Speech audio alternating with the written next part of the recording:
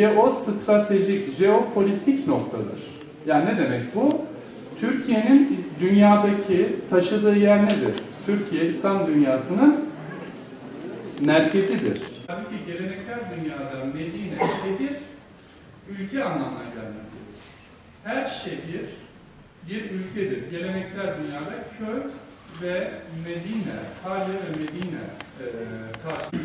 Bildiğimiz gibi 1688 yılında İzmir'de Sabatay Sevi'nin Mesihçilik hareketidir. Ondan tam 100 yıl sonra Fransız devrimi gerçekleşiyor.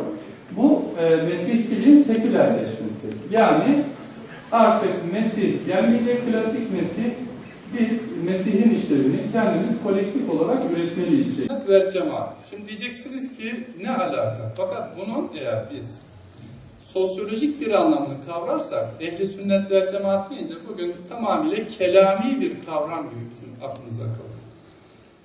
Bir kere bugün arkadaşlar, sağlıklı bir toplum, faziletli veya münevver bir toplum deyince ilk aklımıza gelen kavram nedir?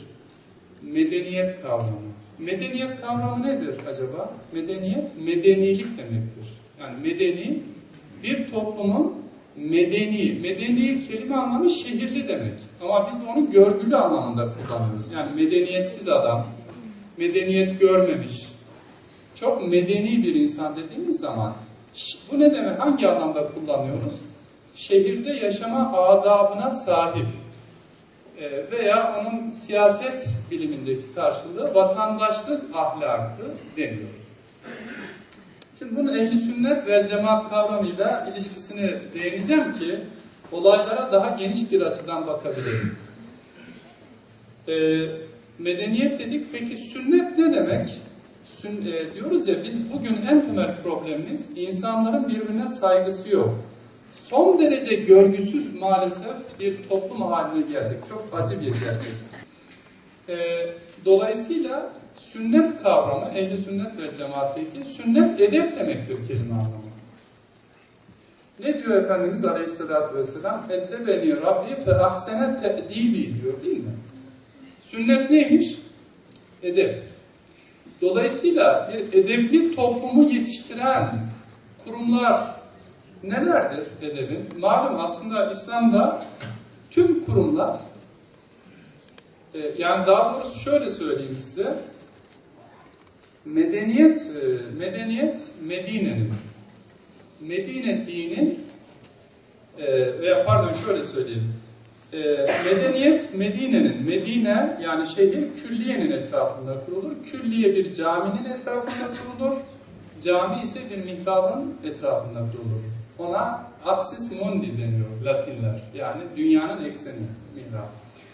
Şimdi dolayısıyla tüm kurumlar, yani bir Medine'yi oluşturan külliye dediğimiz bugün toplumdaki bir toplumu ayakta tutan en hayati kurumların hepsi nereden çıkmış aslında? Camiden. Camiden çıkan kurumlar nedir? Dedik ya, İslam'da dinin iki boyutu var. İlim, amel, teori, pratik, yani şeriat, tarikat ayrımı. Yani dinin ilmini şeriat diyoruz. Ameli, pratiğine tarikat, yani sünnet diyoruz. Bunların hepsinin kaynağı Medine Külliye'nin, bir kez daha hatırlayalım, Medine Külliye caminin mihrabın etrafında kurulur. İslam tarihine baktığımız zaman şeriatı, yani dinin ilmi boyutunu öğreten medrese de camiden çıkmış, ameli boyutunu öğreten, sünneti öğreten tekke de camiden çıkmış. Birine ders deniyor, ikincisine sohbet deniyor. Televizyonu biz şey yaparken, tartışırken şimdi artık internet vesaire, hani espri yapılıyor ya, şeyhi Google, ümmeti Facebook olan Müslümanların perişan hali deniyor. Benim bana ilk gelişim ve böyle kısmet karlı bir günde gelmek nasip oldu. Her şeyde bir hayır vardır. Bu tabii hayalimdeki Türkiye başlığı bizim normal akademik sunumlarımızdan biraz tabii farklı duran bir başlık. Yani biz buna siyasi düşünce literatüründe ütopyacılık, ütopyaları anlatmak diyoruz. Bildiğimiz gibi ütopya kelimesi siyasi düşünce tarihinde Eflatun ile başlatılan Eflatun'un Ütopyası. Ütopya kelimesi aslında teolojik bir kavramdır. Yani dini bir kavram. Yeryüzü cennetini ifade ediyor. Hani cennet dediğimiz aslında semavidir. Hazreti Adem'in, Nevi Beşer'in, insanların babası Hazreti Adem'e sürüldü. Cennettir.